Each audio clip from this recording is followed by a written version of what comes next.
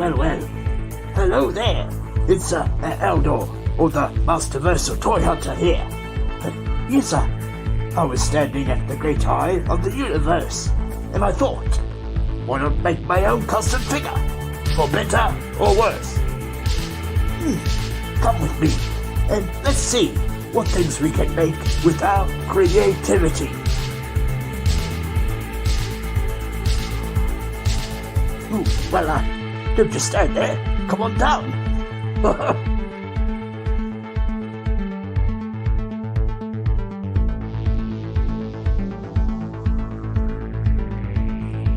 And so, with our tools and materials gathered, what figure shall we make with a little magic? Let's see. A bit of this. A bit of that. Look out, He-Man. And maybe some kick. Oh dear. And I think some of this will do the trick. Yes, sir. So, no matter if it's night or day, come rain or shine.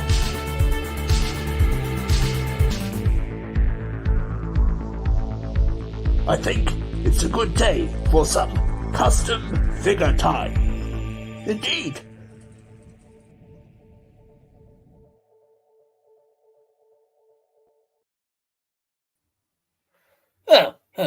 Good day there all, and welcome all you that are in the chat at the moment, and yes, welcome to our next episode of Custom Figure Time. This live segment I've set aside to meet and greet and interview some other creatives in our community there. But usually I'll have a pre-recorded series of my own custom works. So that'll just be your usual videos, you might say. And so yes, we're going to be meeting a new guest here today who works on his own custom figure works. And so I'll just bring him into the channel there. And yes, welcome, Motulifelikefigures, sir. Hello, wise man from the future. In Eternia. Yes, sir. But yes, many do say that I live in the future there, the future times, you might say. Yeah, you live a day ahead, so I never talk to but with that, it's rather confusing though, getting all the times sorted out and what works for everybody, I suppose. So yes, welcome there, sir, and thank you for lending of your time there to be on the show. Thanks for having me. It's great. A pleasure, sir, indeed. So, what is your name there, sir? I'm Simon.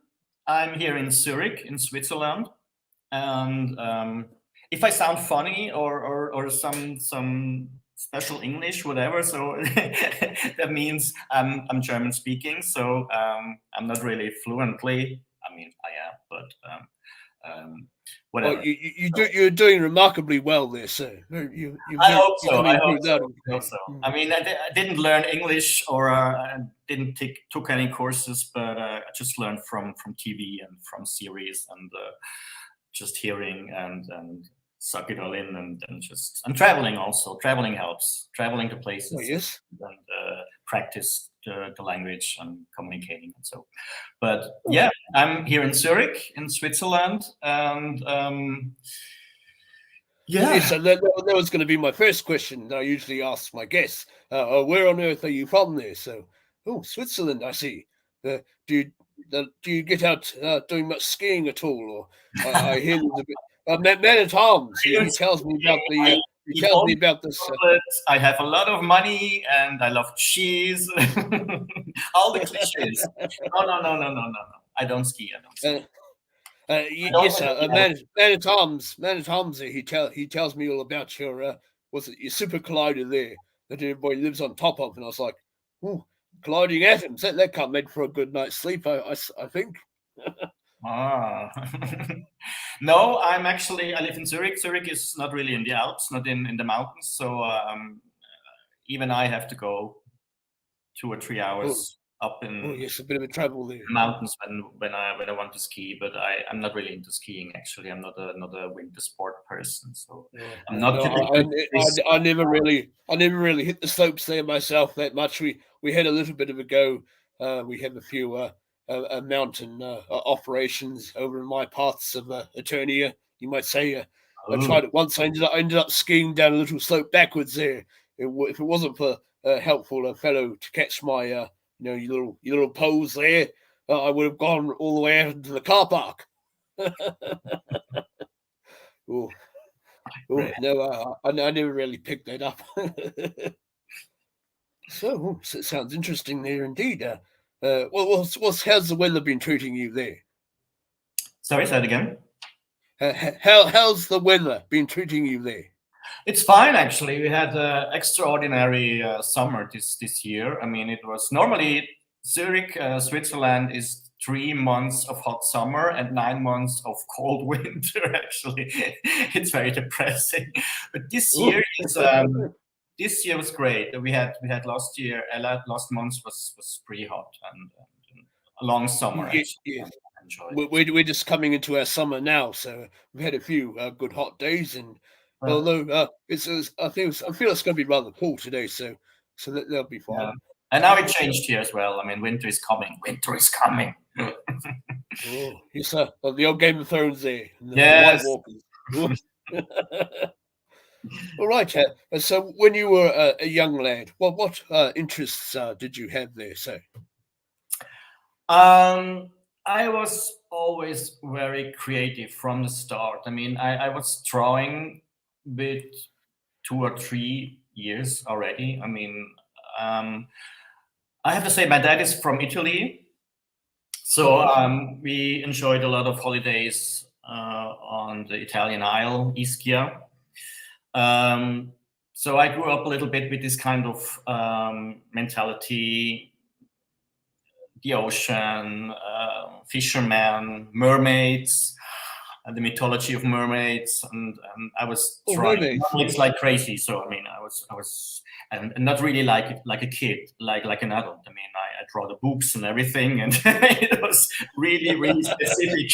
So yeah, I did that, mostly drawings. I mean, you could put me in a corner with some pastels or crayons or pencils, and I was.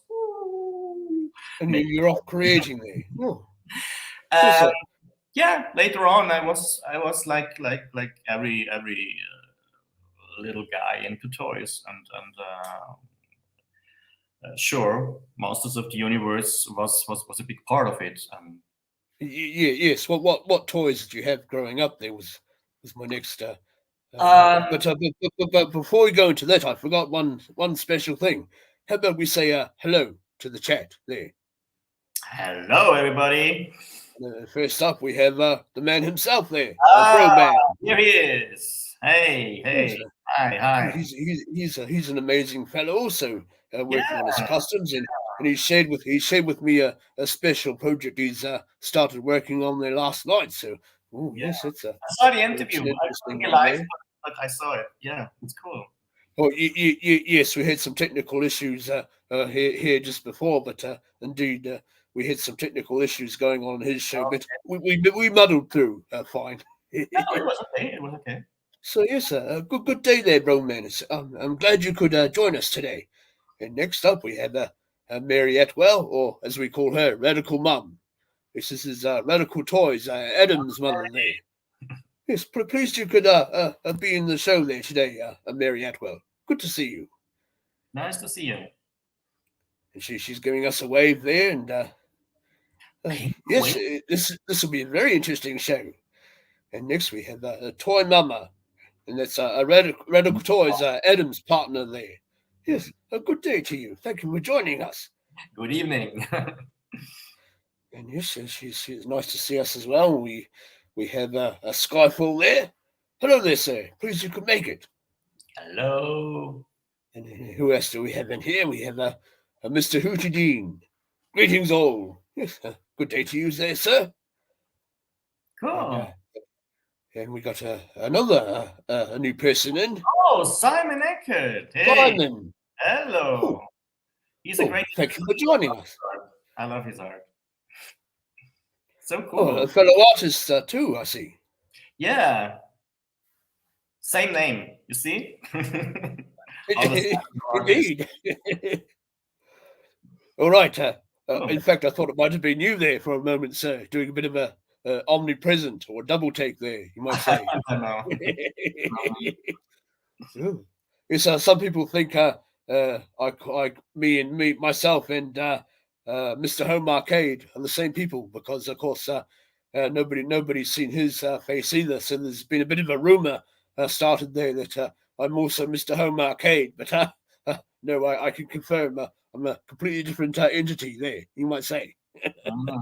Yeah, that's good. My own person there. All right, so we're all caught up in the who's what and who's who in the chat there. See, so let's continue about what toys did you have there when you were growing up? It was mostly Masters of the Universe, actually. I mean, I didn't collect a lot. I mean, we didn't I didn't have much either. So mostly we couldn't buy it ourselves. So it was Christmas and birthdays. Then we had big wish lists. That we wished all the figures or play sets or whatever and hoped to get it. But yeah. So I suppose you were not sure of how easy or how hard things were to get there. I suppose it was all your parents buying you for your birthdays and your celebrations. Yeah. And it was quite controversial also as a toy line. I mean, most parents thought, okay, what is this? Demons, skeletons, monsters? This is devilish, or this is satanistic, or whatever. So, I mean, I was lucky. I had great parents. They were quite normal. I mean, but people or children who had quite Catholic parents or religious parents, they didn't have a chance to get these toys, actually, because you get similar in different parts of the world. They had the old panic around the D&D there, the Dungeons and Dragons, and what have you in the old US. And most parents go for wooden cars or whatever, or Playmobil or some tech stuff or whatever, and this is more the usual stuff. And Masters came with a brand new image of monsters and fighters, and it was quite new and revolutionary, actually, in the toy world. So yeah, and that was the exciting thing for me. I mean, I remember the first time I came in contact with, my brother came home from Italy from the holiday, and he had 3 figures in his backpack, and he took them out, and it was Skeletor, it was Beastman, and I mean, bright shiny colors, blue and orange, and then he had He-Man also, I guess. Yeah. And I was really, wow, so exciting. This looks so cool. And this, wow, what is this? And this was brand new. And Switzerland was always a bit behind with releasing stuff. So we first saw it on TV and commercials, or when we traveled to Ischia to Italy and discovered it there in toy stores.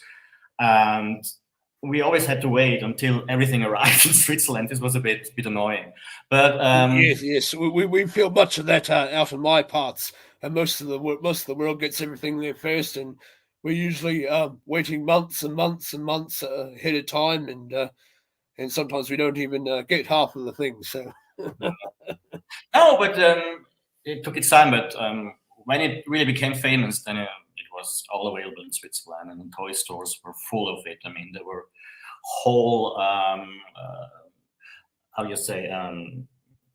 whole parts of the stores just for Motu figures, and they had huge dioramas, play sets where they were showing the figures, and everything was moving with mechanical help, and it was amazing. I mean, compared to toy stores, today and then back in the 80s, it's so different. I mean, I'm so happy I was. It's all a bit sterile now. They don't put on much of a. They don't put much on a. They don't put much of a show on these days. It's all just the Yeah, aisles. when you go in toy stores today, I mean, you don't see exciting things. I mean, it's all in the shelves, and it's not really displaying anything, or nothing is moving. I mean, it was really a great time, the 80s, for toys and toy lines. You would think they don't want to sell anything or something. Yeah. But yes, we had all that in our toy markets here. We had big Darth Vaders, standing on top of the aisles there and everything. There were two lines actually in the toy stores. There were Star Wars, and then there were Masters. They were mostly side by side displayed.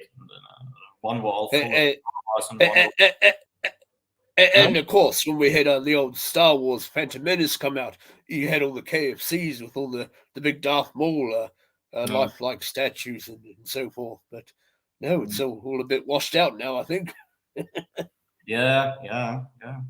No, so Skyfall has a wee message here, but sadly I can't make it out there. Okay. Yeah. What's he telling us there, say? Sorry, say that again. What's Skyfall's message down here? Can you see it? Just on the lower screen there. Oh, here. Sorry, I didn't. My Deutsch is not so good. Oh, okay. He's saying sorry. My German is not really good. Oh, neither is mine. It's okay. It's fine. We try in English. I learned a few things like what's it? Guten Morgen or Guten Nacht or something. Guten Nacht, Guten Morgen. Yeah. In the old school, I did the Germany there. But, like most classes, it wasn't one I did very well in. I tried French even and all sorts. Yeah.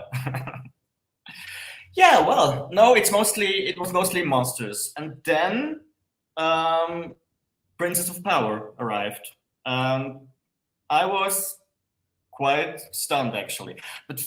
Actually, in Switzerland, there was the other line. I mean, there were Princess of Power, She-Ra, and then there were the Golden Girls from Golden Girls, yes, I was going to say. Yeah.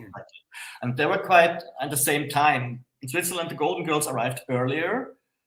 And for me, this was amazing. I mean, I'm gay, so I'm anyway more of the female side. I mean, for me, the Masters, I loved Evelyn, I loved Tila, I loved Sorceress, all the female characters. So, I mean, and when She-Ra arrived, and I said, oh, goodbye, Tila, goodbye, Evelyn. She-Ra brought in her own powers there. Really great. I mean, I loved the toy line. I loved the Golden Girls as well. I mean, it was even more because the Golden Girls were more gritty, more savage, more barbaric. And plus the figures had real hair to them. You could get your comb out in style and things like that. Was something a little bit different. They were really wild. They had wild makeup and hair, and they looked really cool. I mean, you could match up them together with Masters. It would fit perfectly. Actually, I mean, it was a great line.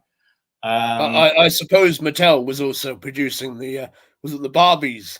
At the time, so they possibly thought, why don't we make the heads a little bit smaller there and keep putting the hair in and try them on this scale of action figure to add up the success of Masters. So I mean, they had all the boys they were crazy about He-Man, and they needed the girls to be crazy about She-Ra. So it was a good concept, but I don't know. I mean, it wasn't so successful in the end. So I don't know what went wrong, but.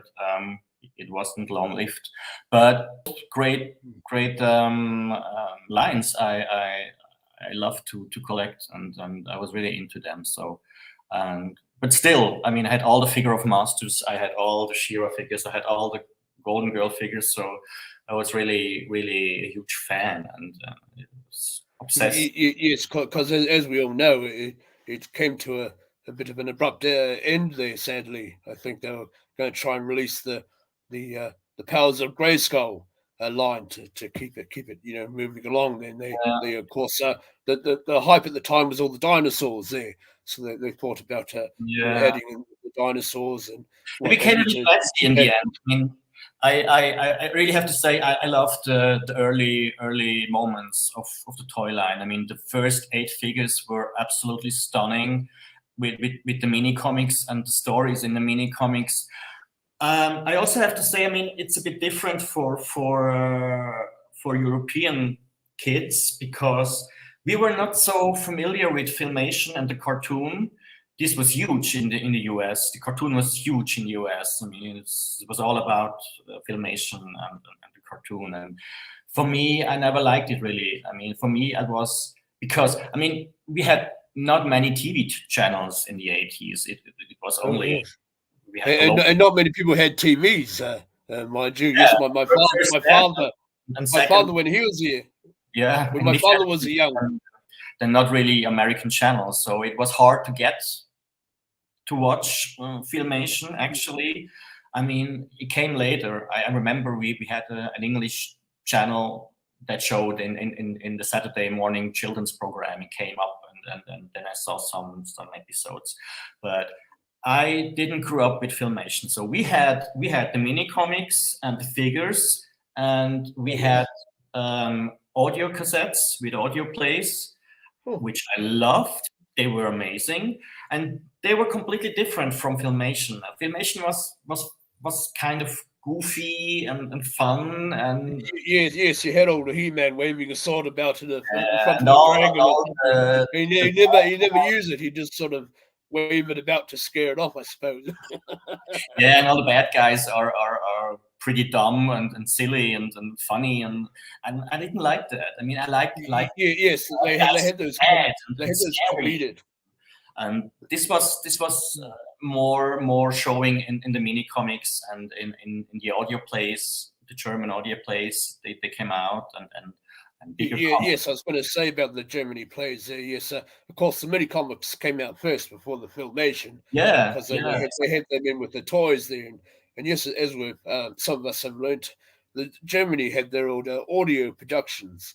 They were great. So, I mean, it's called Europe. It's the brand is Europe, and they had many audio plays also from Shira, and there were great stories with cool voice actors and everything. I mean, I love this. I mean, and did you had to tune into the airwaves, the radio there, or did you did you get the cassette tapes and just? I buy the cassette. Yeah, yeah. You buy the cassettes, then you listen in the Walkman or whatever was up in the 80s. Yeah, no, it was great, and this was a completely different masters from Filmation. So these are completely two worlds. But yes, I was going to say that when my father was a young lad, they never had a TV, you see, so him and the other boys would go into town, and of course all the TV shops had them in front of the stores there. And they'd just sit outside the store and watch the watch the old TV sets that way. Yeah. And so we got some more people popping in there. We have the man himself, Radical Toys. Good evening there. Good day there, rather, Adam. So good to see you coming in. And next we have a Cobweb Collector there, my good sir. Good to see you there. And yes, do we have anybody else? Oh, well, his chat's got on way on me there. Yes, we got a chef M80. What's cooking there, sir? Good to see you. Good to see you indeed. Then we got L Customizer. Yes, thank you for joining us. And we've had quite a few people. I'll have to see if we've got any questions. We'll do the questions afterwards, I think. And so we got Rolando Flores. Yeah, good to see you. Good to see you there, sir. We have Hilly and Dread. Oh, good day there, sir. Thank you for joining us. And I think we're all caught up there. But I'll go and check. We'll check the questions later. But indeed, if you all in the chat there have any questions for Simon here, feel free to think of those. Yes. All right. So what do you do? What do you do now, there, sir? Or what were your favorite subjects in school? We'll start off with that. My subjects in school. So obviously, you did the art still, I suppose. Yeah, but the art was never really an important part in school. I mean, it's mostly aside. It was not really. I don't know the word in English, but whatever. I mean, I love math and I love the language stuff. But Speaking of languages, maths is usually regarded as a universal language. You might say. yeah, it is. I was quite good in it, but yeah, useless. I never used it in my life. Silly. So some of us just get away without using our fingers, you know. Yeah, that. Especially if you don't have the old calculating device handy. And so, Yeah. what? So, did you? I don't know. Play the old ball games, or sports, or something, or? I hated sport. Don't we all? I hated sport. I was bad in it. I couldn't manage a ball, whatever. Everything with a ball in it, I sucked. Definitely, I sucked. So I wasn't good in it. No. Yes, my folks decided to put me into the old soccer league, but a kick to the shin and scoring a goal for the wrong side there. That was the end of that. But I did try archery for a time, you know, the old bow and arrow and so forth. But no, it never really kicked off my fancy there. So, well, I'll continue. So, I loved hockey. That's the only thing I loved, actually. oh, your physical contact, yes. Not really on ice, but in the hall, you know, with the puck and just. Oh, on the asphalt or the. Yeah, exactly. Yeah. And so, what did you do after leaving school there? After leaving school, I started an apprenticeship. You say an apprenticeship, right? Yes. So, Yeah. So you learn the ropes, as it were. I do display. I'm a display artist. I do display windows for a sports store, ironically. But yeah, I do the window concepts, and. Oh, so you're a graphic designer there, in other words. Not exactly, no. No? I plan window everything what you see in a shop window. Actually, I mean the concept, how you create. I'm playing with big dolls. Let's say it like this. Oh, mannequins, yes. Big mannequins, window mannequins. These are my big dolls. I have a lot of practice with playing with dolls. No, I mean it's just joke. I mean I do the whole concept and how it's. I mean we have 8 changes a year with. Sure, we have ski windows in the winter. Bath windows in the summer and hiking windows in the spring, and yeah, it's a lot of work, and I work for the sports store, and this was always a bit in my blood, displaying things and arrange things. That's why my concept can benefit from that a lot, just because I have the eye for it, how to present it and how it has to look like, and how make the scenery and how you make a mood and yeah. Yes, I see that a lot translating into some of your videos there of your custom figures. So yes, to tell us how you hang on, we'll answer. We'll look at Simon's message there. I got my first Motu figures from my grandfather. Yeah, indeed, I got most. Yeah, I only had 2 Master Universe figures. I had Skeletor and a second-hand Prince Adam that my father's friend had given to me. There, but he was missing all his parts. And okay, my first was Beastman, I guess. I think. Yeah. Oh yes. So was it a birthday or Christmas?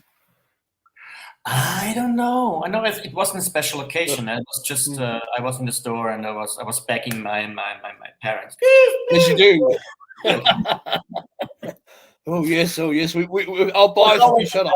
In the store. Please.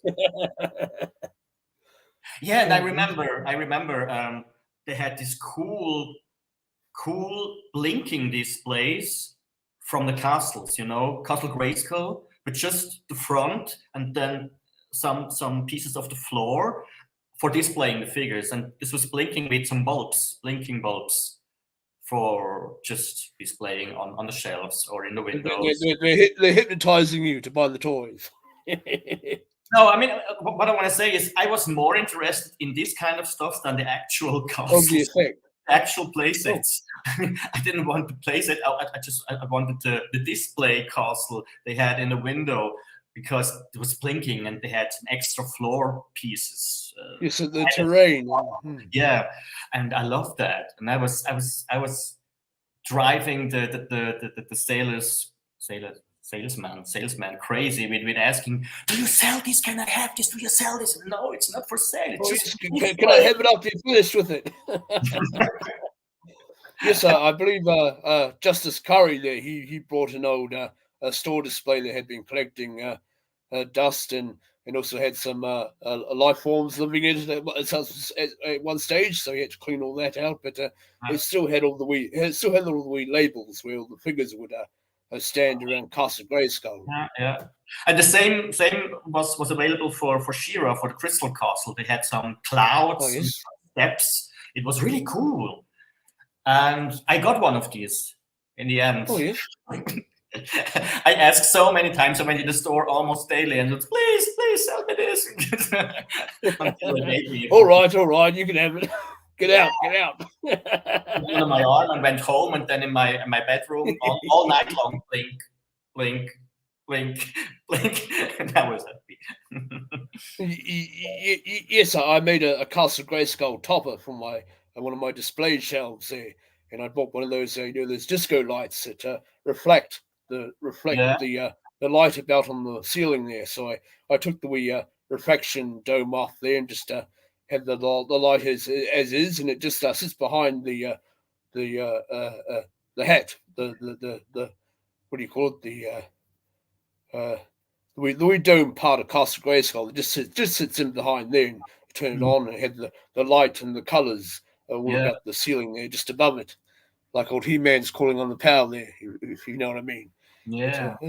No, I mean, yes, I do see a lot of people in their collections. They like to display some lighting, or they make their own dioramas up there with the terrain. Or we made the castles by ourselves. I mean, first we didn't have the money. I mean, this was still expensive. I mean, $100 bucks for a castle. They couldn't afford it, so we made our own castles out of card boxes, and then we cardboard, and we painted it, and then we were building landscape around it with some how do you say this, styropor? Is this the same name in English? With the white foam stuff. Styrofoam, yes. Yeah, or polystyrene.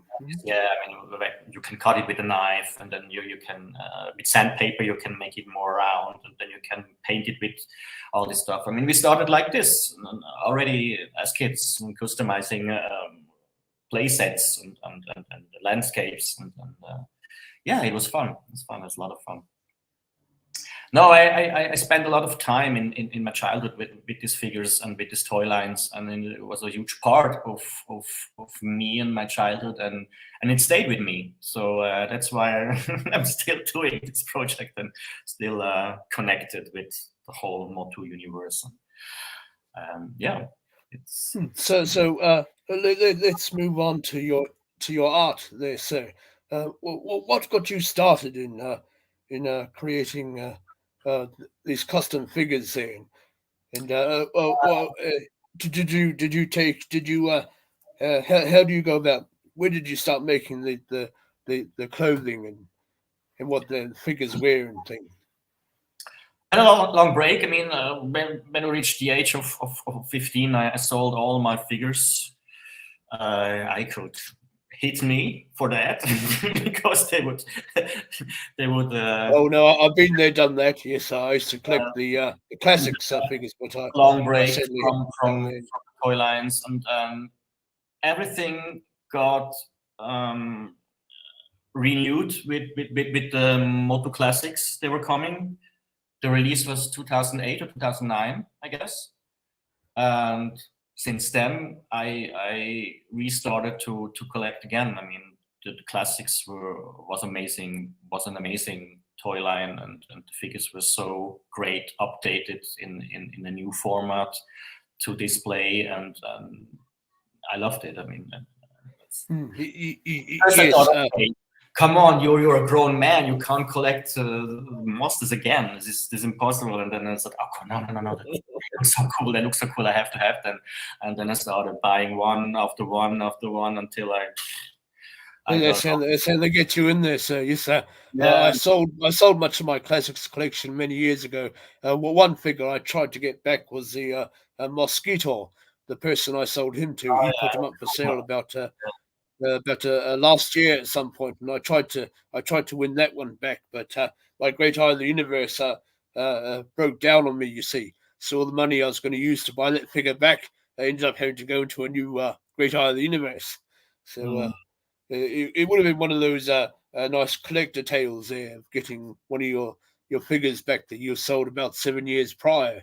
It was still mint and card, and had its mailer box with it, and what have you. But since Origins came out there, I believe in 2020, yes, it has me thinking back to those classics figures I used to have, and oh yes, kicking myself for selling them now.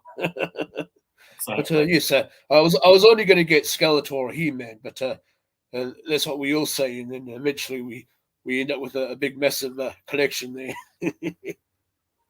Tell us about how you continue, say. I was quite surprised I was surprised that the whole toy line did have such a revival. Actually, I thought that would never gonna happen again. I mean, I thought this is an 80s thing. This was a phenomenon around the 80s that would never happen again.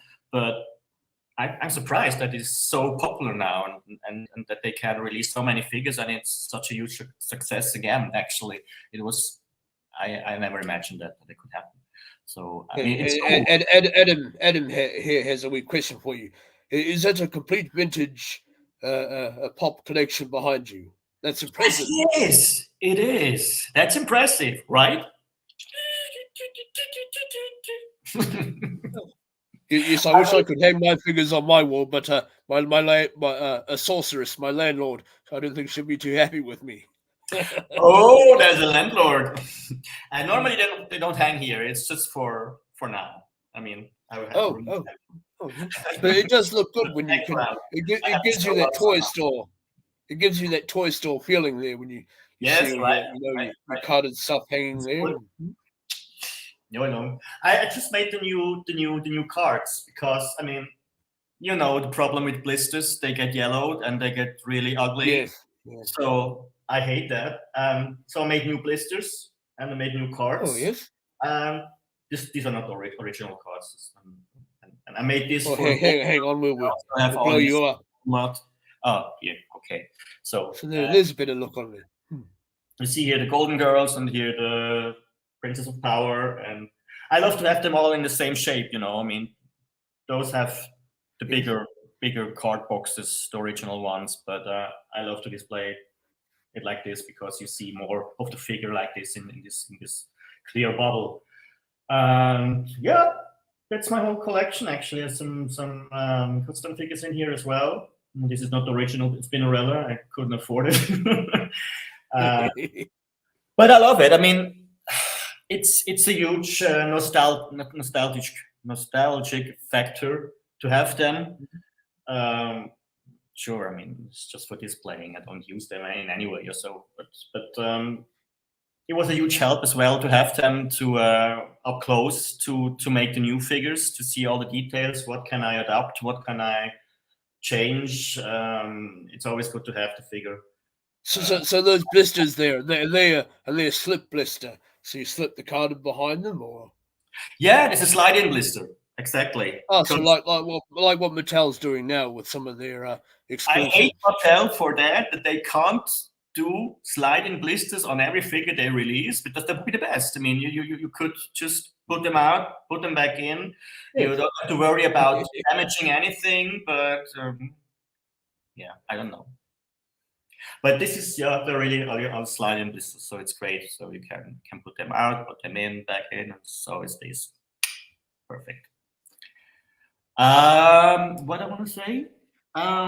Yeah, My project, it started with the pandemic actually, Oh yes. because I mean everyone was at home in Yes, isolation. beginning with boiled down. What are we going to do, and what have you? Yeah, exactly. The question, what are you gonna do? I have a lot of time.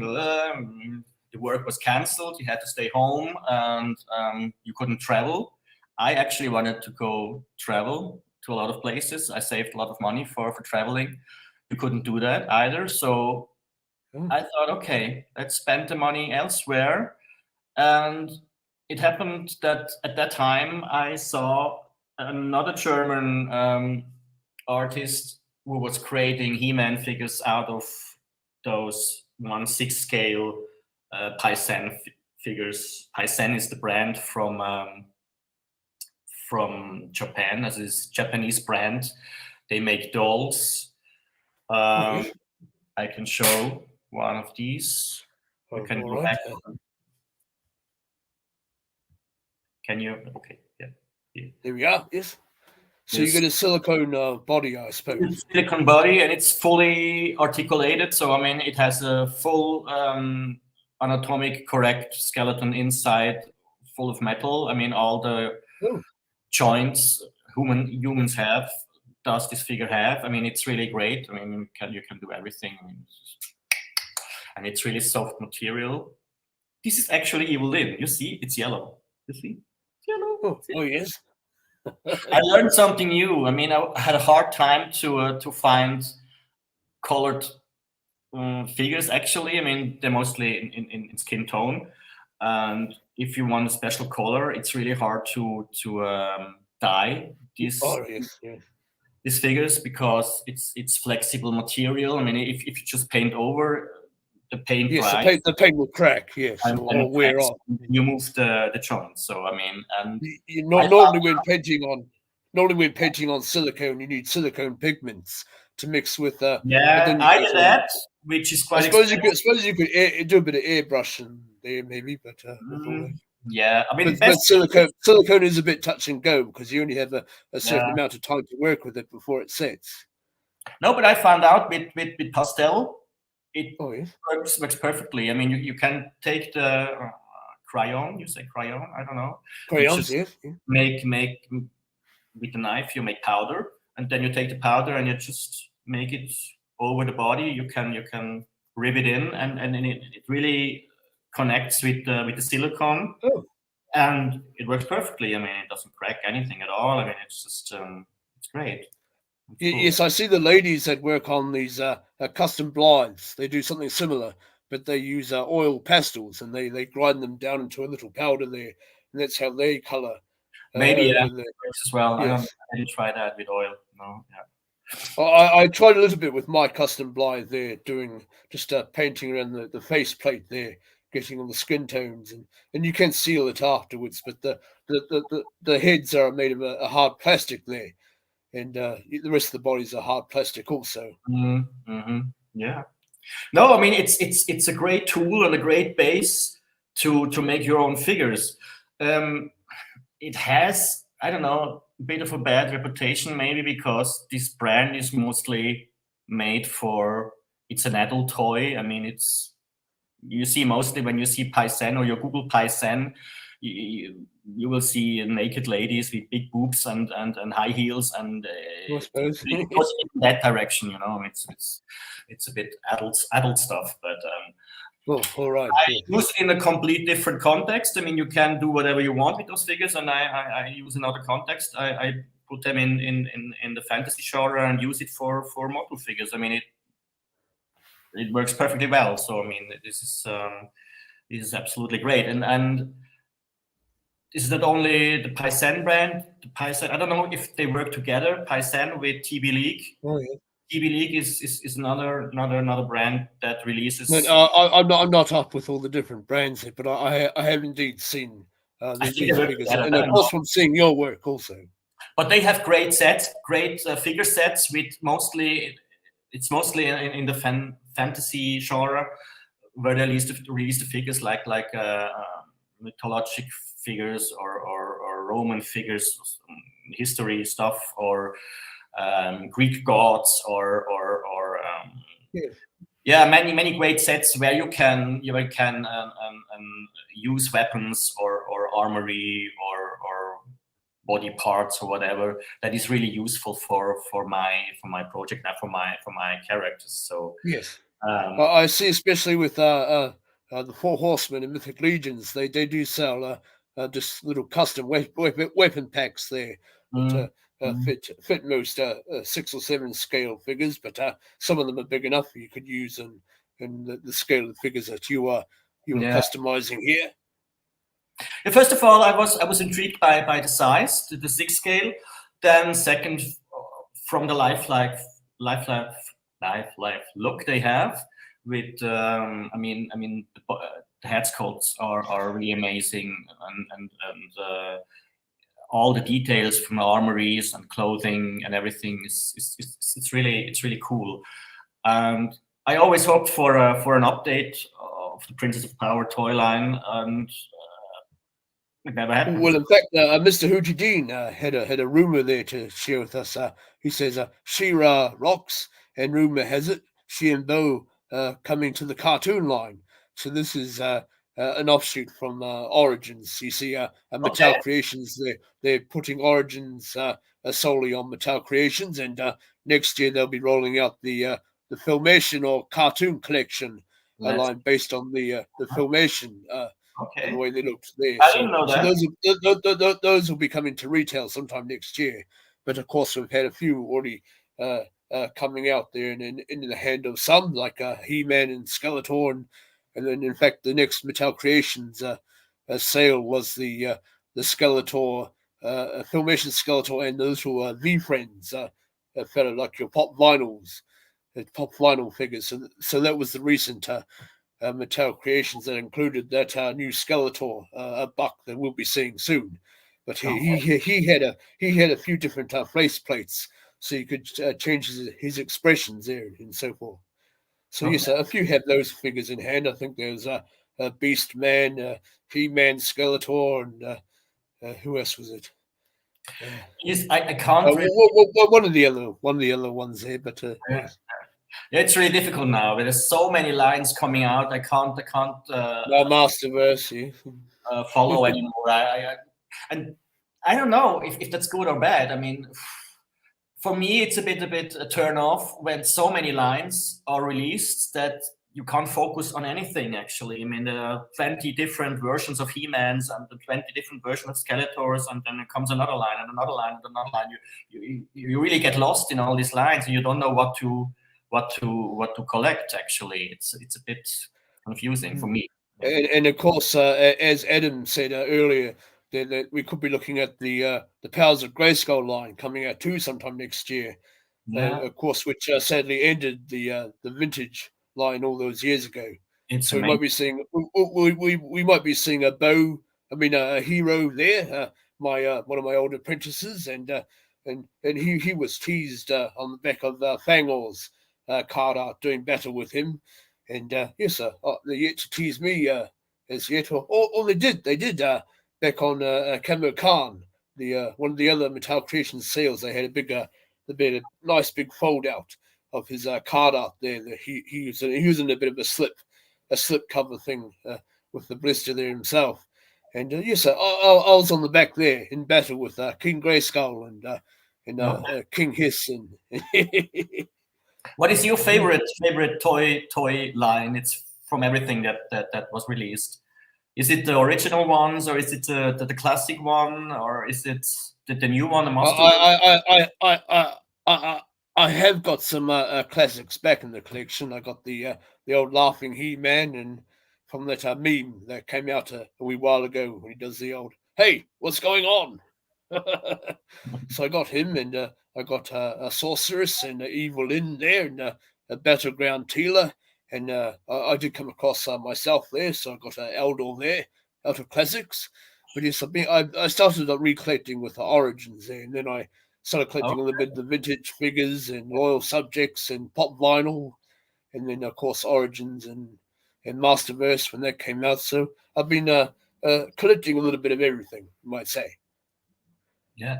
And I even, and as you said before, I started making my own Castle Grayskull there, using the old cardboard and paper mache around the around the towers, the turrets there, and yes, I used a foam clay to sculpt the rock formation or the stone formation around that makes up a Castle Grayskull, of course, the skull itself, and I had the drawbridge that opens and closes there, and you can put the sword in through the slot, and I've got a spring mechanism that releases the lock, so that the door comes down. His teeth sculpted out of some air dry clay there, and Cool. Yeah, I mean, I'm not so much in collecting now. I mean, I did collect the Motoplastics. This was the last thing I collected. Now I'm not really into all these new lines that are coming out. I'm really focusing now on my figures, and that's where all the money goes because they're so expensive. This is a bit the downside of it, that you have, I mean, the base body alone is about 100, and then you have to look for pieces on eBay, weapons and armory and hats and all these kind of things. And what you can't find, you have to do yourself. You sculpt it or you print it with 3D printing. I'm using all these kind of options actually. I mean, 3D printing is a huge thing now, and it helps me a lot. I mean, it's amazing what you can do. I mean, this is the first thing I did. This is the head. Maybe you can zoom in now. This is the tail from a Mister, which is from a printing file. It's amazing. I mean, it's really cool. And this is wrapped around there. The static hard part, and I have the same in rubber. So this is the rubber tail, which you can move. It's a bit of flexibility, yeah. Great flexibility. I mean, it's absolutely cool. So did you cast the 3D print to make a rubber cast there, or did you print it in rubber? I search for the files if I can find something on data bank sites, whatever, I don't know, where the files you can find it and download it, and then I print it. This was they both were fixed files. I don't have to do anything with the file, actually, just had to print the printing process. And but that's a great thing you can do. I mean you can't find mermaid tails on eBay. That's a difficult thing to do. Yes, usually they're more full size tails that actual people wear, and they go swimming about there and so forth. Yeah, so it's a bit too big. It's a bit of printing. It's a bit of sculpting. I sculpt. I'm not so good in sculpting. I do what I can. Mostly weapons and shields and stuff like that is no problem for me. But faces, it's a bit difficult. So faces are, even for me, are still especially that size. I mean, you have to be really delicate with the eyes and everything else. And sometimes you have to do the sculpts and stages. So if you want to put, say, teeth or eyes in, usually make the head form up first, and then you have to push the eyes in and make the teeth or the inner mouth details before you sculpt the rest of the face on over top. And if you want to have an open mouth there, because see, I did with my sorceress statue. I wanted to have it with an open mouth, as she was, casting a spell or something. So I had to go in and sculpt all the inner mouth detail. I saw that one. Yes. And then after I'd done all that, of course, I worked in with the Milliput, which is an epoxy sculpt there, and just sculpted the rest of the face over top of that, and just sculpted the lips and everything. And yes, you can usually do it in stages there, which I find is more easier. Yeah. No, I mean, the MOC is quite filled with good heads, and I did find for every figure and every character I wanted to do. I found the perfect head, actually. I'm always looking for heads that are not really, most heads are related to celebrities, famous actors, or yes, like your Hot Toys or exactly. And I don't like that because it destroys the character, actually, when you recognize the actor behind. Yes, of course. Cool. I mean, I had for He-Man, I had had to make a compromise. I had, because there wasn't a better head on the market than from Well, Brad. he's always been the hardest one. Even now with Origins and Masterverse, he's So I been had a to, hard one to nail that look, you might say. yeah. But So a I had few to figures have come close. buy a head from Brad Pitt, but it's okay. I mean, I always thought Brad Pitt is could be a good actor for He-Man. So I mean, it fits. It's okay. It looks good. Well, But you had him playing a character in the Troy film there. yeah, So exactly. he was all muscled up. It's a Troy I from see a few have used him in their fan trailers for Master of the Universe. They've or one person used him in Thundercats, a fan made trailer. And they just somehow coloured him up like old Lino there. yeah. So you're much like a bro man there. You try to find little pieces here and there that you can think might look good on the figures and what have you. Yeah, I mean, I always have the final product or the final vision in my head, how a figure has to look like, how I want to create a character, and what I want to update, what I want to change, what I want to do differently from the toy product. And who is my favorite pop character? This one. Princess of Power, I think that's what he said. It's Entropter. Only Entropter and always Entropter. I don't know why. She's caught you there in a trap. I don't. Maybe it's the chromatic body. I mean, this was so unique in back in the 80s to have a toy figure fully chromatic with this shiny silver body, and I thought this. I just loved it. I mean, just loved it, and I love long hair, so good. Two good reasons to love her. So I notice the clothing that you have on your figures there look very nicely tailored and made indeed. So do you do all that work on the clothing there? No, I can't make sewing work or something like that. I mean, this mostly is bought also from eBay when I have clothing. I do stuff. I mean, maybe Tila, I had to make the body and then I just glued it together and hit all the ugly spots. And here as well with Shadow Weaver, I had to sculpt the whole skirt thing. And normally I don't make clothing. And also with the hair, I don't make rooting jobs. I hate this.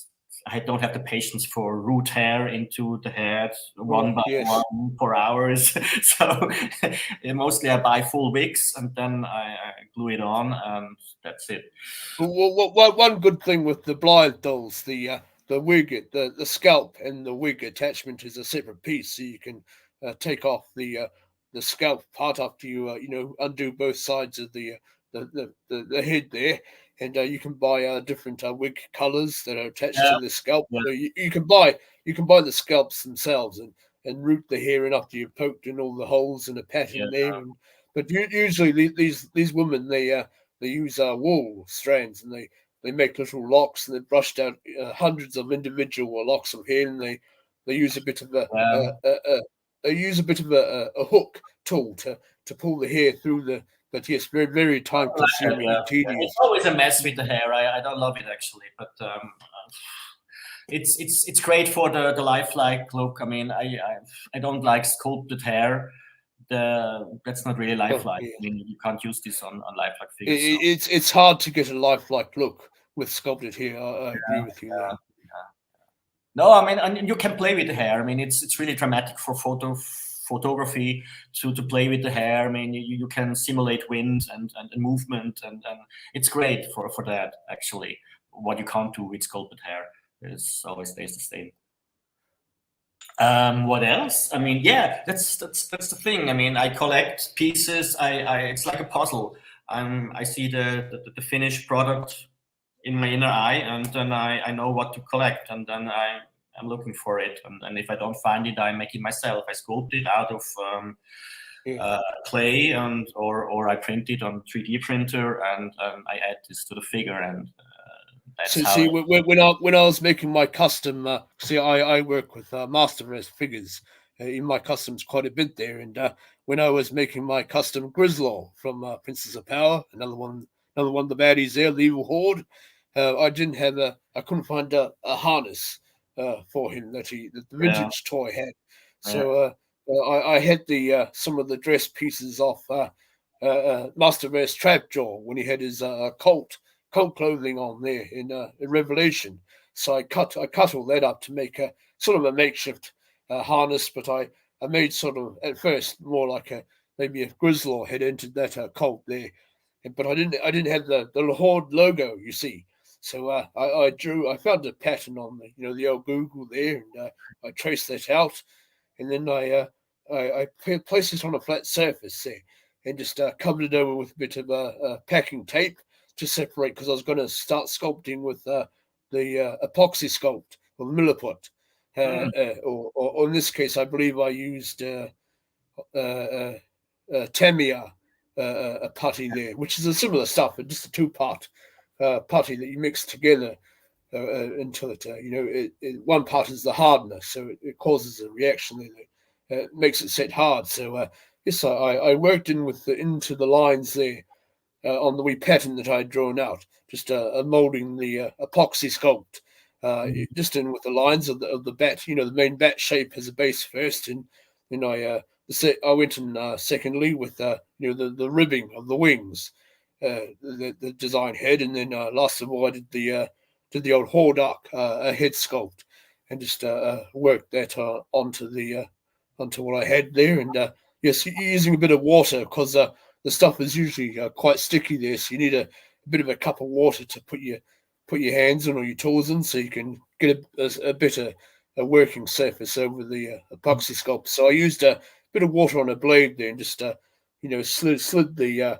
sculpt off the pattern there, and then I took the figure and I wrapped it up in a bit of Glad wrap, so the putty didn't stick to the figure itself. So I used that to shape the Horde logo there, and just laid that on over top of a body piece. I believe it was the Revelation Beastman that I used to shape the Horde logo with, and just let it dry there, let it set.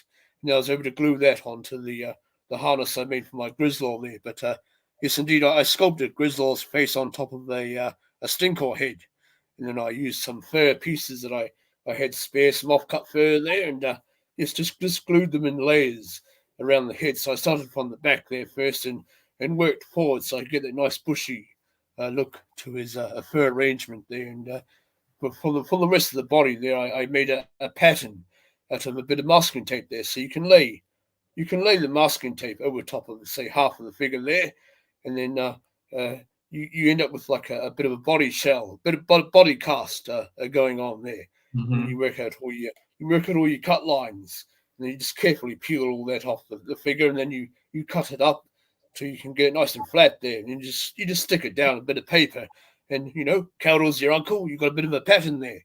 So I use that to make the fur pattern for the rest of Grizzlaw's body there. I have to check the pictures of your Grizzlaw. I haven't seen it, but yeah, that works very well. But indeed, I can share some photos with you later on of that process. It's fairly straightforward. And when I did my custom Wednesday Blythe doll, I just laid just cut up some A4 paper there and just lay it over, and you can sellotape and add bits on there to make your dress shapes, and you just you remove it and cut it all up there, and then you got your pattern there for fabrics. But yes, sewing is always the tedious and part that I enjoy the least. But yeah. No, I don't do that. So, but gladly I don't have to. I mean, it's a lot on the market actually. Yes, there's a lot of customizers out there that produce a lot of this stuff. But I love to sculpt the details. I mean, if I can't find a shield or a weapon or something like that, or He-Man's how do you say, chest harness. Yeah, I did that as well out of leather clay, which stays flexible after you bake it. So it's really good. I mean, it's just and it's always the most fun is to see the final product, that it's really that what you wanted, and it really looks like how you visioned it before in your mind. It's always great pleasure to see the end result, and it's with every figure. It's new and it's pleasure. And it's great. I mean, first I thought I only will do my favorite figures out of the line, and now I have done the whole line actually. I mean, I made 30 figures, and I'm also on the Golden Girl line that I want to recreate as well. I mean, I made 4 or 5 out of them, and I will Yes, finish. I think have you worked on have you done a few Golden Girl customs already, sir? I did, yeah, I did. I did Prince Chroma and Ruby and what else? Jade and Wild One. Yeah, quite a lot. I mean, I'm working on it right now. I mean, I make Voltura now and Ogra, and I will finish the whole line, and also 7 of the Motu line. But I don't want to go into deep into the Motu line because Motu is there's so many characters, it's endless. I mean, I have to stop somewhere. So it's like what Broman does. He doesn't collect too much himself. His collection is all his custom figures that he puts most of his attention into. But when you start collecting, then all your money goes out the window, I suppose. Yeah, I mean, I stopped traveling for 4 years now, so all the money for traveling went into this project. So here you go. I stayed at home working at my project. An investment well spent, you might say.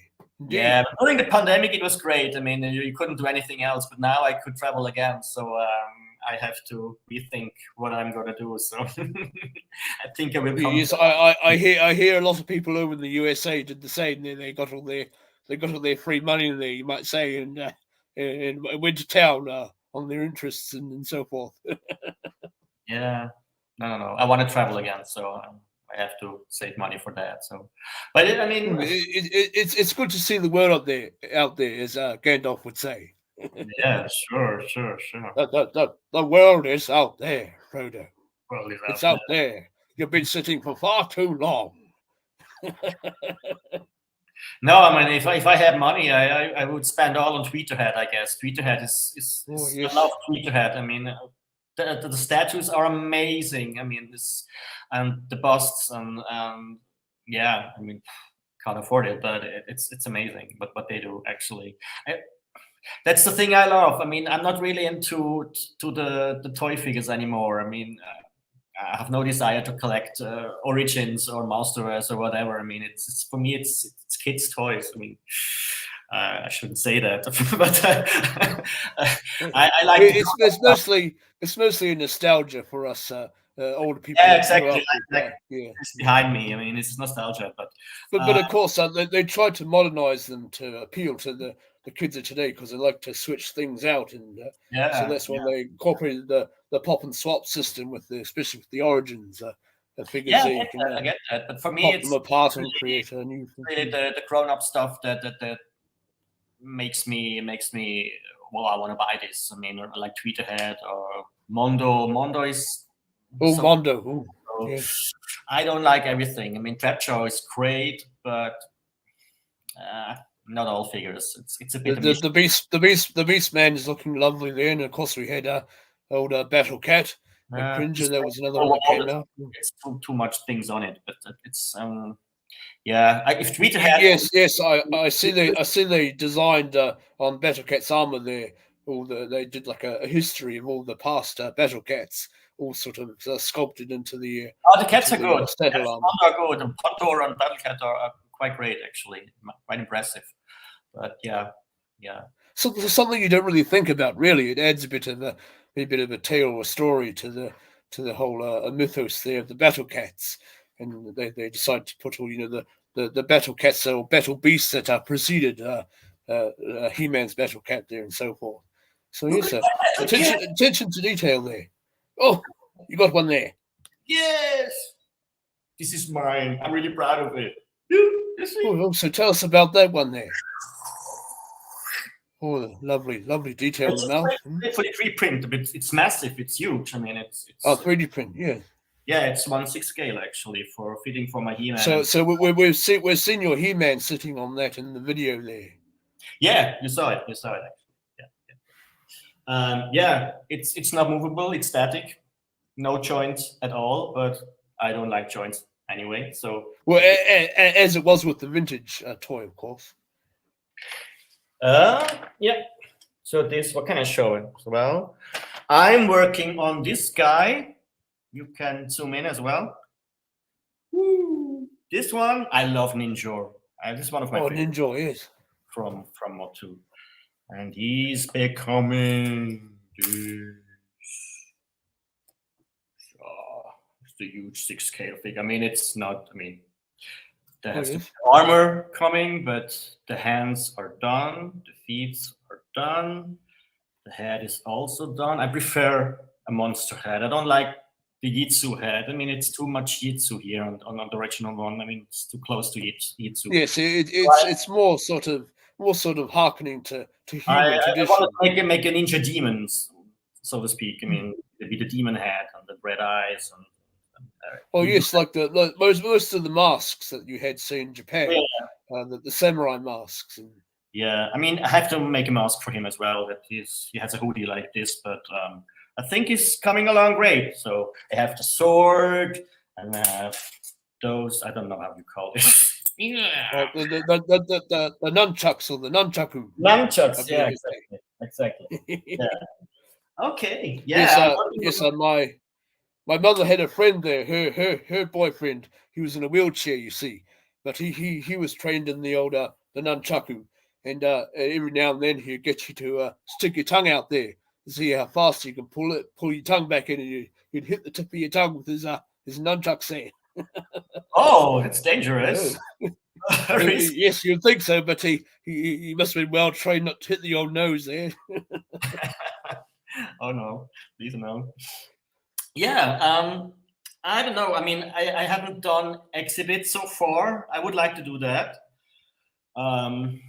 like you mentioned earlier, but it's a bit difficult. In Switzerland, we have only one big pop con where you could go actually, and they select. I mean, you have to how do you say that? It's like a casting. You have to send in your application. Application, yeah, exactly. And then they select the people who can exhibit actually. But I try this next year, and I think that would be a great opportunity for me to show my work live somewhere, not only on social media, and have live exchange with people directly. And I think that would be a great opportunity. Yes, how I explained my Horde logo was a similar approach. How I did the headset on my Sorceress statue. I believe you might have seen that one on the older IG there.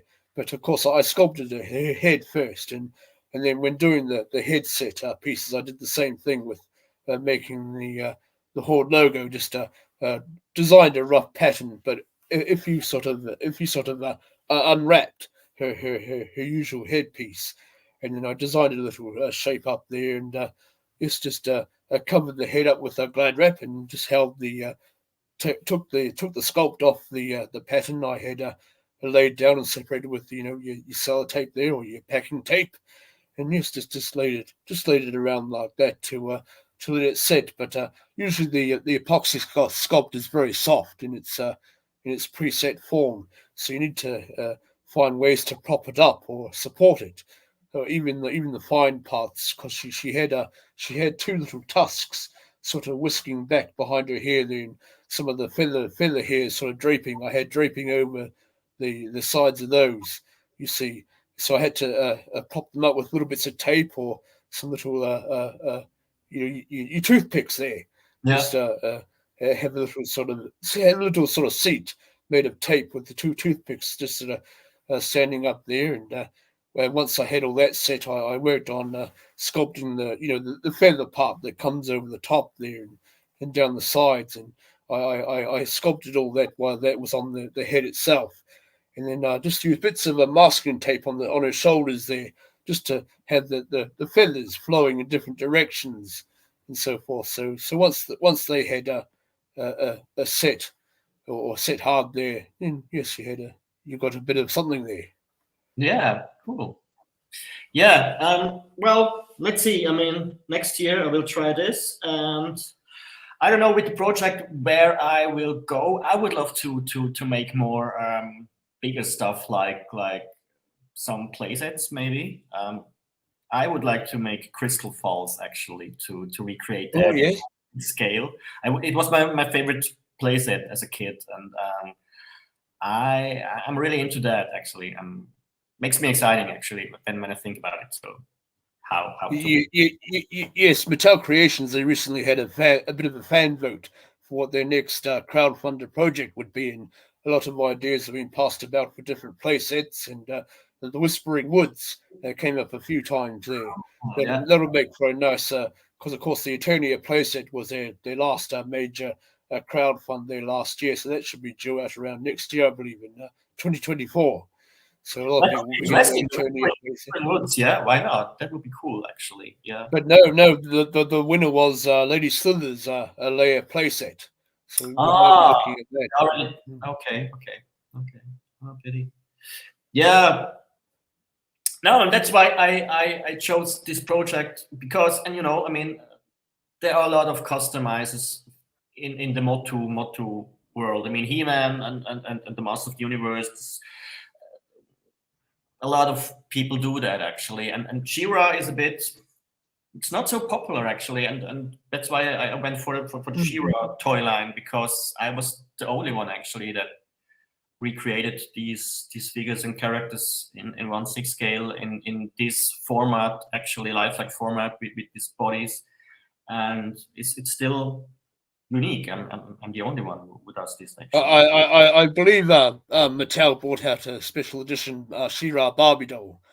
They I did, believe that was yeah, one of but the they didn't went through with it, no? I mean, that I just Oh, saw it. yes, they made it. I've seen one for sale over in my parts, but indeed on Netflix they did come up with a very short-lived She-Ra cartoon there, which I've been Oh, you mean watching a the little new bit series, of. the Netflix Hmm. cartoon? They did produce, apparently they did make a few dolls of that cartoon Yeah. series, but I never knew of it. Apparently it was very sparse and hard to get or something, or they didn't make much of them. But hmm. No, they did only She-Ra with Adora. They did She-Ra. They did, and then Star Wars She-Ra. They did. Was it Ketra? Did they do Ketra there? So I know that I know they were thick as thieves in the cartoon. There, you might say.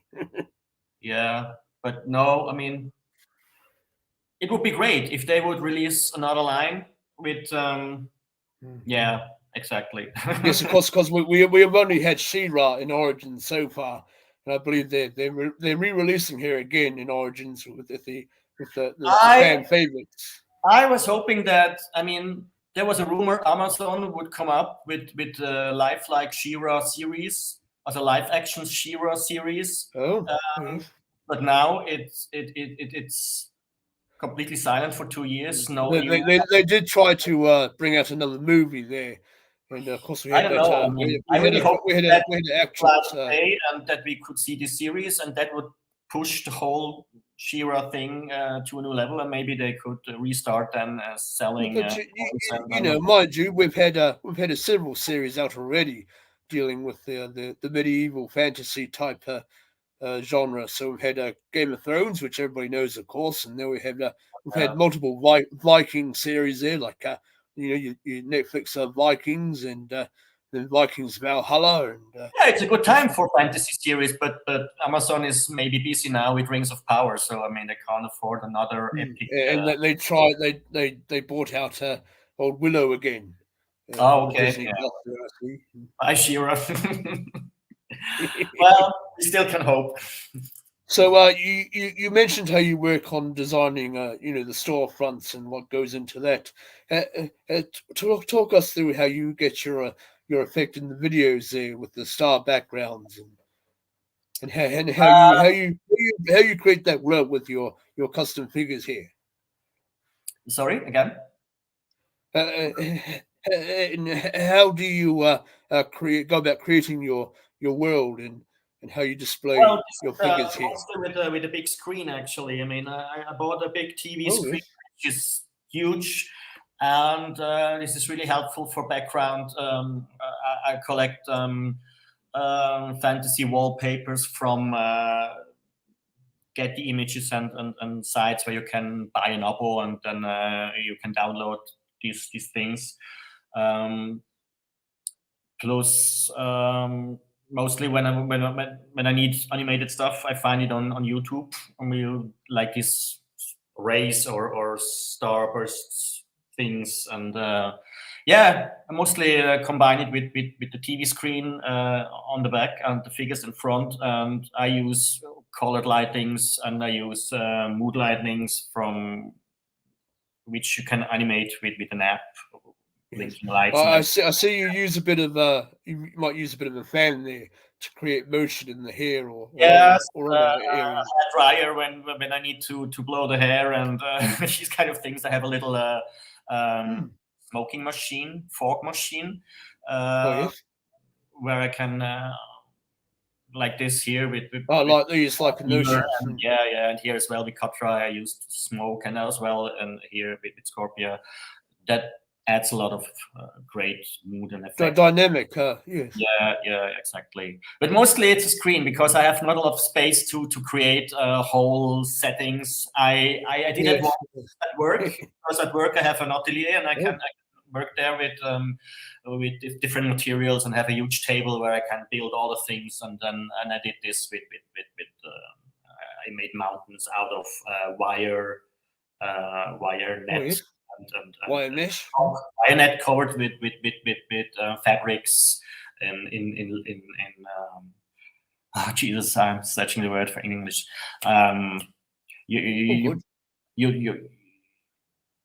You drown the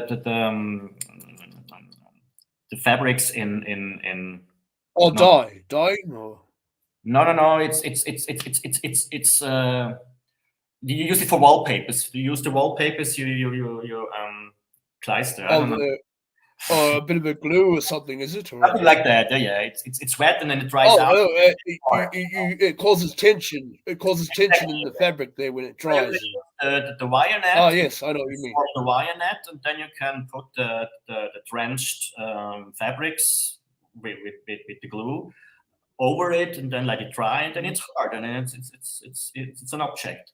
It's actually. I believe they use that method on some car racing production in old aircraft. They would skin up.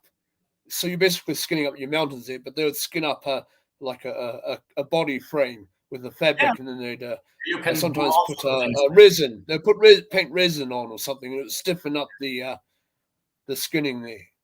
Actually prefer that, because you have a lot of depth, and then you can place the figures in different parts, and then you can move around with the handy, like with camera, and it gives a great much more depth than you just with a screen in the background. So it's yes, you see a lot of that used in the old news segments on TV there, especially with the weather report. That you notice that the person would stand beside a bit of a green screen, and then they'd somehow project the graphics and something on in behind them there. But yes, I played around with this a little bit in a few of my little toy play arounds there. I did a bit of an X-wing flying around my room there. It's a video I've got on Instagram, a little bit down there if you scroll. But yes, I use my laptop screen. Usually, if I can find a smaller model, that's better, because the laptop screen is not that big, of course.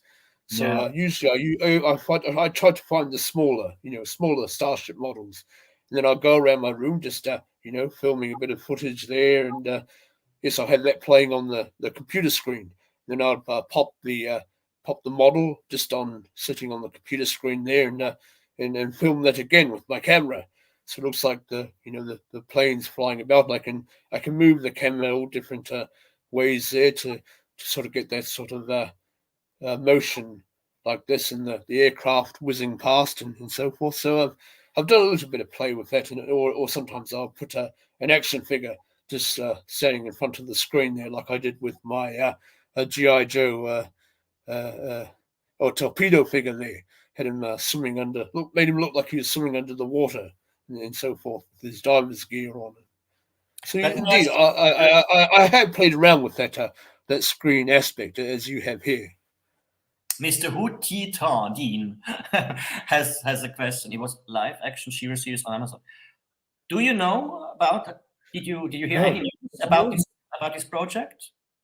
No, Any news about developing, or did they start with the project or not? Maybe he knows. No, it's the first I've heard of it myself. Because I know Amazon Prime have just finished up with the first season of Rings of Power here. But I know many new projects do go to Amazon Prime. I see. Yeah, it's great stuff. I mean, it's the golden age of TV and series now. It's amazing what they can produce and do produce. So it's Yes, I got Amazon Prime there to watch. They brought out some Kamen Rider live action series there. There was the Amazons, and then they did a movie of I think the first Kamen Rider just last year there, and also they brought out Kamen Rider Black. They redid that series.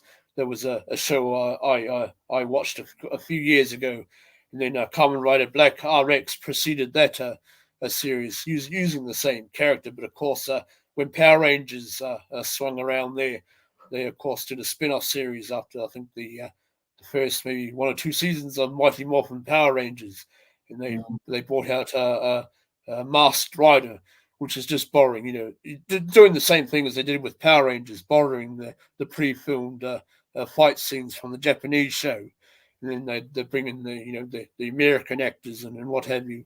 So they did the same thing with Masked Rider. They borrowed shots from the Kamen Rider Black RX show. And so yes, I enjoyed some of those newer live action series that they brought out there. Usually those ones are a bit more darker than what they would have playing for the normal kid time show Kamen Rider series. They were more orientated towards the children and what have you. My biggest wish would be that they would make a series out of Masters of the Universe, a real good series in the style of Game of Thrones, with a lot of seasons and episodes and huge settings and great costumes and a great storyline. And I don't know why they can't do it. I mean, the stories are all there. They lie on the table. I mean, you just can read all the bios. Motu classic figures, they have all on the back the bios with huge explainings where the characters are coming from and how they're connected to each other, and I mean, stories are all there in there. I mean, you just have to see. I've heard some talking about they'd like to go back to the where it all started, in the mini comics. They do a series on the stories of the mini comics rather than what you got with Filmation and what have you. No, they have to leave Filmation out of it. This is for kids. This is nothing for. I mean, a real series with a grown-up series for adults who is really savage and gritty and like Game of Thrones. I mean, there is all there. I mean, there are houses, there are kings, there are great villains.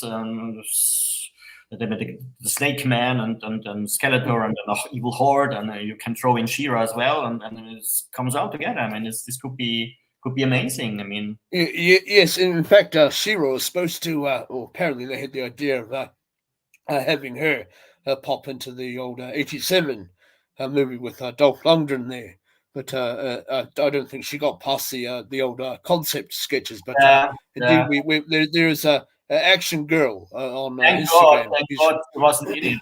The movie was. I mean, she's a very good cosplayer there with her partner, and she decided to create her She-Ra cosplay based on the concept sketches that came out for the movie.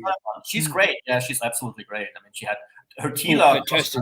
Oh my God, her Tila cosplay is amazing. Her partner has Merman there. Ooh, he looked rather good. I think they had him out of all the power cons there. Yeah, it's amazing what these cosplayers can do. I mean, it looks so real, and the weapons and the armory. It's stunning. I mean, I bow for these people. I mean, just when you can create this, I mean, in real size, and you can wear it, and it's cool. Definitely cool. So yes, I'm a bit of a cosplayer there myself.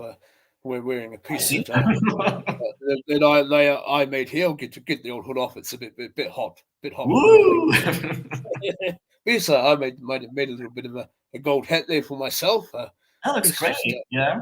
just worked on my own patterns there out of EVA foam, and then you glue it all together, and it forms Is the its mask only front? shape, and you can add Is the mask only you front? can add little details. This was we're going behind the scenes now, so all of you in the chat there, you're getting some inside tips. So yes, so this was a bit of a Halloween witch's mask, and I Okay. bought a Santa. I bought a Santa's beard there, and stitch that on just under the nose, and yes, I hair rooted in my eyebrows there, Washing every just day, huh? using a rooting tool like you'd use in a doll for a silicone head. How the movie, how the movie effect makeup artists, they apply hairs to all the masks, and they're using a little pointed routing tool, which is similar in design to a needle felting tool. It has little hooks, minuscule hooks down the old pin, or the tool there, and as you poke it into the silicone, these wee hooks, they grab the hair, you see.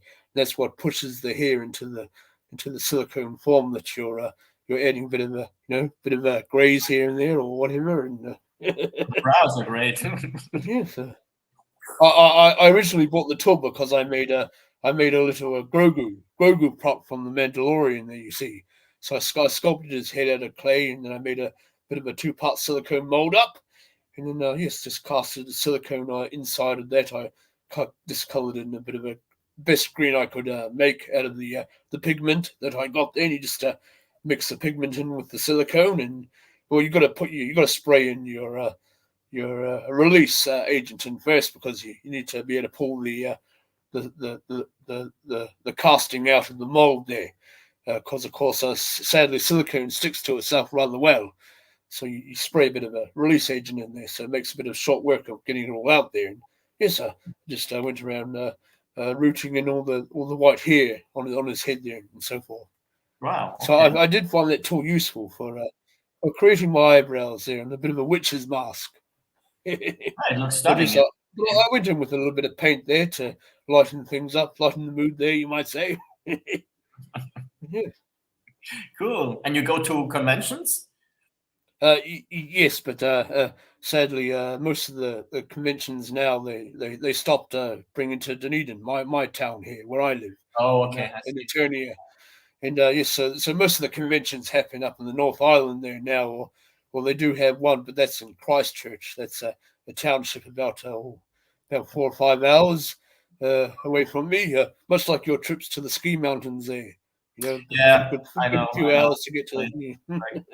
Yeah. But I have been to the Auckland Dam again, or probably about 4 or 5 times there now. But I never was at a convention. I really want to go. I mean, San Diego Comic Con or what is Power Con, yes, all the ones I want to go to. Must be amazing.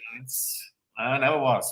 Maybe one day. They also have the Legions Con there for the 4 Horsemen and Mythic Legions and Cosmic Legions and what have you. Yeah. But I do notice they have a team that creates big lifelike sculptures of some of their characters that they have on display at Legions Con. It's very fantastic. But of course, you see all the artists. They come out with all their castle dioramas or little cottage dioramas or different landscapes where they pose the Mythic Legions figures on, and all stuff we want to go and have a look at. But yes, sometimes it's a bit hard to get to all these different cons here and there. No, but my first experience at Armageddon was because I actually won the cosplay competition of Rocket Raccoon there. So I worked a good 5 months on Rocket Raccoon, and I won Best in Show for the Christchurch at Armageddon. Of course, you win money to be able to fly up to Auckland to compete in the Grand Nationals there, you might say. But no, I didn't come out on top, sadly. But you keep trying, I suppose. You're trying, whatever. It's great. I mean, yeah, it's a lot of fun. Just meeting people and then exchange and be a part of it. Exchanging ideas, yeah, and also seeing how what their craft is turned out like. It's good to see that in person, also. Yeah, sure, absolutely. Yeah. Well, It's a goal I have to make for next year or on two. But indeed, you said you picked most of this up during the pandemic, so you've come a long way. I feel since those grand pandemic days, you might say, and you keep developing yourself and trying out new ideas, and eventually it's not so hard after all that's said and done. I don't regret anything at all. I did the right choice. I love this project. It gave me a lot of joy and a lot of great moments, and kept me busy and kept me creative. And yeah, no, I love it. I mean, I'm surrounded now with 30 to 40 new figures that look absolutely stunning. So I just have to find a way to display them. They just lie around. It's a mess, actually. I need a good, great vitrine or a good idea. I'm thinking about just a good idea to display them somewhere at a wall or in a room, or highlight them with special lighting or whatever. And I still have to figure that out. But yeah, that's the end goal. What I'm going to do with the figures, how to display it. So.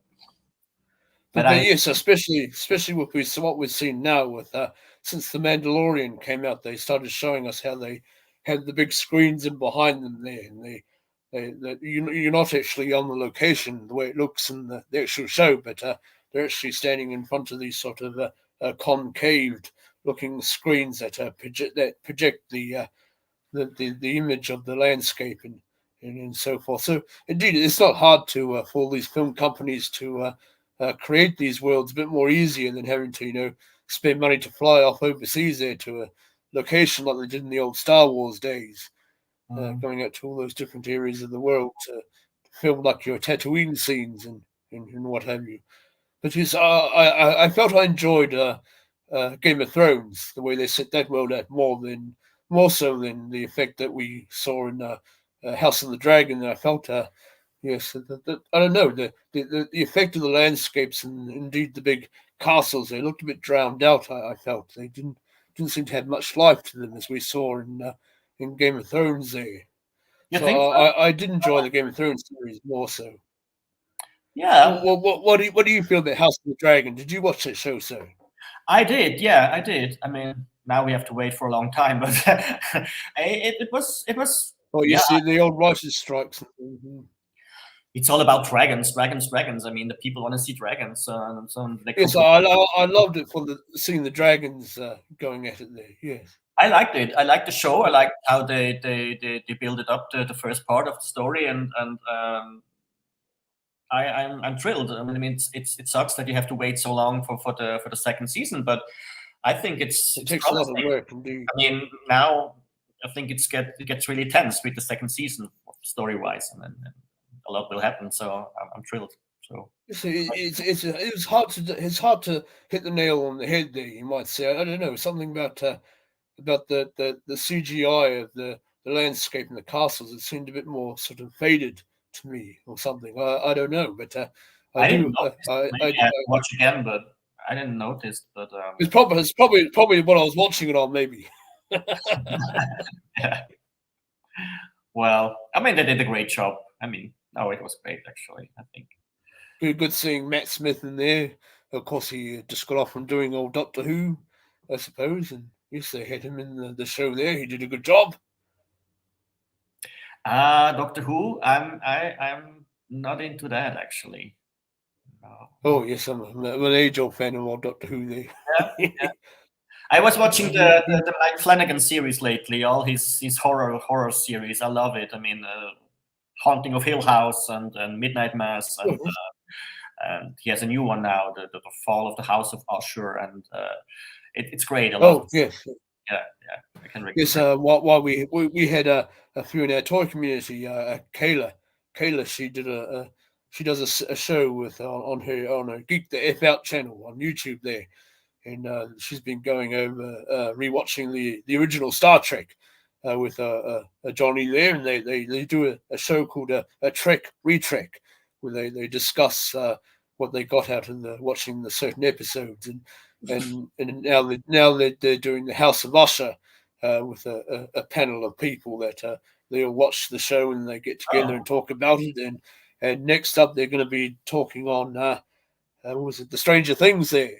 The boys in the 80s that got up to all sorts of mischief. Okay. In the old upside down world. But yes, I enjoyed the Stranger Things No, show. I wasn't into that series. I'm not really. Oh, I missed it. I mean, I have to watch it, but I missed it. oh, right. Was never. Yes, I don't think Johnny saw it either, so he's having to watch it. But he's all caught up on the Star Trek there, so we have to be careful not to spoil it for Kayla. Yeah. Anything. So she'll watch the episode. I believe Johnny will watch it too. So they're both on the relatively the same page there, and they'll discuss the show. So, what is your next guest? Do you have already a guest for interview? Oh, yes, I had plenty in mind there. Maybe Alison Troy. Talk about her coloring. She does coloring pages there for Master. She does some Master of the Universe or various other coloring in pictures. In fact, she wants me to redraw. I did about the time of the fan vote for the next Mattel Creations crowdfunder. I had an idea of making a base for the Origins Castle Grayskull, which would be about a 4 or 5 tier base, so different levels, rooms under Castle Grayskull. So I called it the Crystal Caves, or the Scare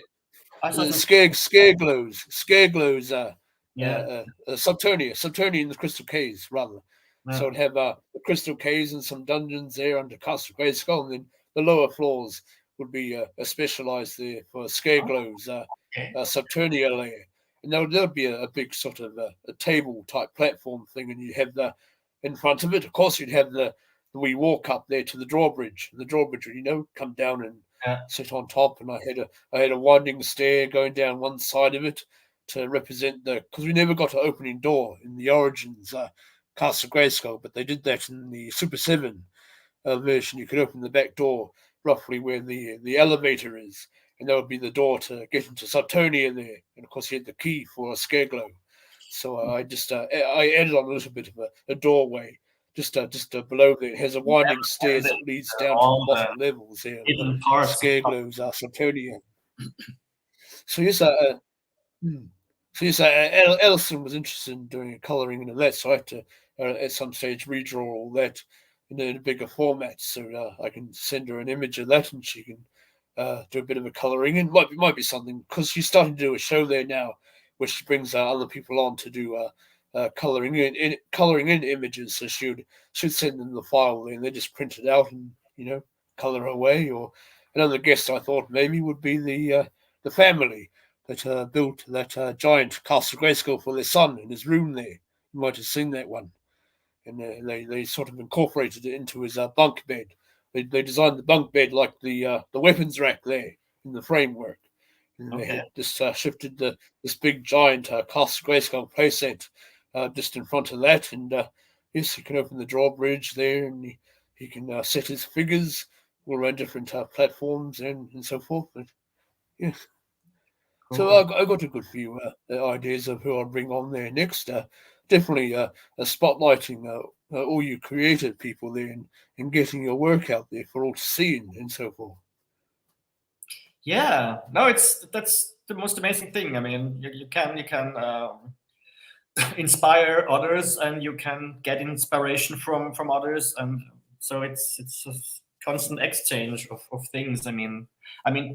Like I said, my inspiration was this German guy that started He-Man figures out of Paisan, and I thought, oh, that's so cool. I'm gonna do this with yes, I was going to say, because I remember seeing probably about 2 years ago now on one of the Masters of the Universe Facebook groups. There was a fellow, yes, indeed, using these figures for similar to what you do here. Now, I thought it might have been you, but yes, it might be that fellow you mentioned. His name is. He did a Triclops and Triclops and Skeletor and Evil-Lyn and Batman, and so he's pretty good, actually. I mean, he's right. Yeah. No, he's really good, and yeah, that gave me I spilled the tea, you might say. Mr. Hootydine, spill the tea, Eldor. Oh, I never want to spill my Earl Grey on my lap. It'd be a bit hot there. Good to see you in there, Graf. Thank you for joining us. The only Star Trek, the original, you might say. Beam up, Scotty. Okay. Any questions? Any more questions? All right. Do anybody have any questions for? No, there's no any questions. US? It must be afternoon, huh? So, do you have any hopes of what you'd like to techniques and methods you'd like to develop in working on your custom figures? Obviously, you're still working with sculpture and all that sort of jazz there. Right. Do you have any hopes of What moving forward into making patterns or? To manage is actually sculpting for 3D printing files that I could make my own files. But yes, on the old blender there. Yeah, but I'm not the guy ZBrush. I think people use ZBrush mostly these days. I'm not the guy that likes to be on the computer constantly and be on software programs and spending hours in software programs. I like to work with my hands and be creative with my hands. I don't have the patience. It's a dying art. It's a dying art, you might say. Yeah, there is something actually physically using your hands there. It would be really helpful if I could do that, actually. So I could do all the weapons, all the armory, everything actually. What I want to do, but I don't see that happen. So, but the other thing is stop motion. I mean, my figures are perfect for stop motion because they are so articulated. You can make any pose. You can change the pose constantly. It would be perfect for stop motion. But I mean, I love Justin Rash's stop motion clips with the origins he does now. I mean, it's amazing, absolutely. But this takes so much time. I mean, and you also have to deal with programs. Yes, it does. I dabble in stop motion every now and then. Whole level and the whole subtle. So yeah, it's for me. It's a bit too much. But it would be great actually for my figures to. Yeah, it is very time consuming because you have to make minuscule movements. Maybe I will try a little one just for a few seconds or something like that to see how it works and how it will look, but not. I won't dive too much into it to make the. See the duration of this video that's playing here to do a stop motion that or you'd be working with several hundreds of different frames or different photos there with all the different movements. But indeed, I have played around with it from time to time when I feel like I did old Prince Adam there, the classics. Prince Adam, he walking out there, and I have him holding up the sword of power, and then he transforms into the Masterverse 40th He-Man, because I don't have the classics He-Man, you see. So I did that one, and I did the Ninja Turtles from the live-action movie there. Sorry. And the Ninja Turtles all dropping down, and I did Sun Wukong, the figure obscura Monkey King from the Four Horsemen. I had him sitting in a bit of a tree that I made up for one of my my Jurassic Park displays. Yes, I started off with two shapes of a tree there. I cut a little slot up through the center, and then with the other shape of the tree, I just sort of slotted that. So you ended up with like an X formation, and then I just covered that around with masking tape, and you can twirl up the masking tape to make little branches, and just went over with hot glue, making the bark-like effect in the hot glue there, and just painted that up with different browns and all different colours, and just went to the hobby shop there and found some green craft moss and just made the leaves out of that. So yes, I had the figure obscura Sun Wukong sitting in his tree there, tapping his magical staff and eating a bit of the fruit.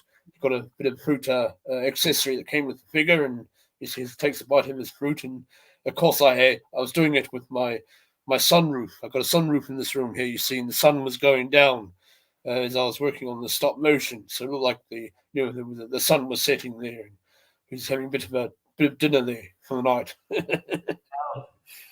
But it's more enjoyable to see the final product and having to, Yeah. go back and forth to doing all these.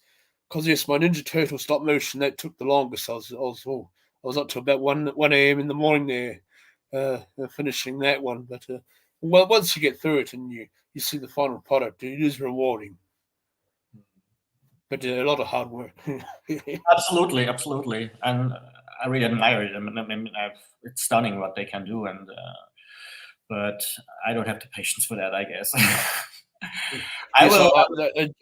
they had Justin and his wife on Scalavators channel there, and apparently they're a bit of a team. So the The wife whole will help. family is working on it. The whole family. Yeah, So yes, I believe his it's more daughter does all involved, the kids clay work there.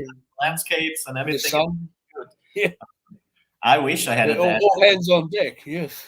I wish I had a dad that would make animation movies with me like this with He-Man figures. Imagine it! Wow. I think it was Justin that did a bit of a stop motion of the Masterverse Battle Cat. So he had him jumping through his backyard there, but with all the articulation that figure has, It's it amazing makes how he does it. I fluid, mean, fluid like motion. how the figures move. It's so smooth and so elegant. I mean, it's cool. I mean, all the Yes, all the I had that trouble. You see, most of my stop motions, they're the old style, so they're a bit sort of yeah. jittery. Where his ones seem to flow more naturally. So I believe he might have a special sort of software that I films think all it's a that. program. He had advanced programs for that for sure. But Because see, all I use is my video camera on my cell phone there, and I have it has a pause feature, so I quickly tap the pause button there in between each adjustment of the figure, and that's how I usually go about there. But I can take it into a video editing program, and I can I had to cut. Sometimes I have to cut the frames down physically to try and get a bit more of a smoother transition. But yes. cool. I have to go. It's 11 o'clock here. It's really late. Oh, are- indeed, we shan't keep you. We shan't keep you up there. I have to And come to a so, finish. If there are any more questions, or if you want to ask me something, or I suppose Broman had one question there. Where do you get your ideas for your next projects from? um, oh, I don't know. I mean, you get inspiration from everywhere. You can see a movie and get inspiration. You can walk the street, see in a shop window, get inspiration. You can read a book and get inspiration. It's Or indeed, see what others have done and you get inspired from exactly, them. yeah. Or browse through Instagram and see things that inspires you. But I think, I mean, this is the third year now I work on this project, and like I said, I'm done actually, because I did all the characters I want to do, and they look great. I mean, I have the whole collection, and I mean, I could go on with masters endlessly. I mean, there are so many characters, but it's getting repetitive, and I have no desire to do every character, which doesn't mean a lot to me. I mean, I picked my favorites, and that's it. And then I will close the project and do something completely differently, I guess, because Yes, you do have the freedom to move on and not sure. I stay mean, not stay. If you stay in the same cow pat for too long, it goes cold and you have to move on it to the always had next. a deadline. I mean, I knew it would come to an end at some point, because you can't go on with it, and it's expensive, and sometimes somehow you have to make room and space for new things, and I think it's completely concluded, and it's fine. I mean, it serves the how do you say that? It served the purpose for occupy me in the pandemic time, and beyond that, and even 3 years now, and I reached my goal. I mean, I made great figures, and yeah, that's it. I mean, I suppose one last question I have is I'm asking I'm asking the wrong way around really, but did you what did you see yourself as doing when you were younger? Did you ever foresee yourself as where you are now, or did you have any idea what you wanted to be as when you'd grown up and so forth? my profession, you mean? What I want to do? The profession? Yes, yes. What did you see yourself? What did you see yourself as doing when you were a child there, a young lad?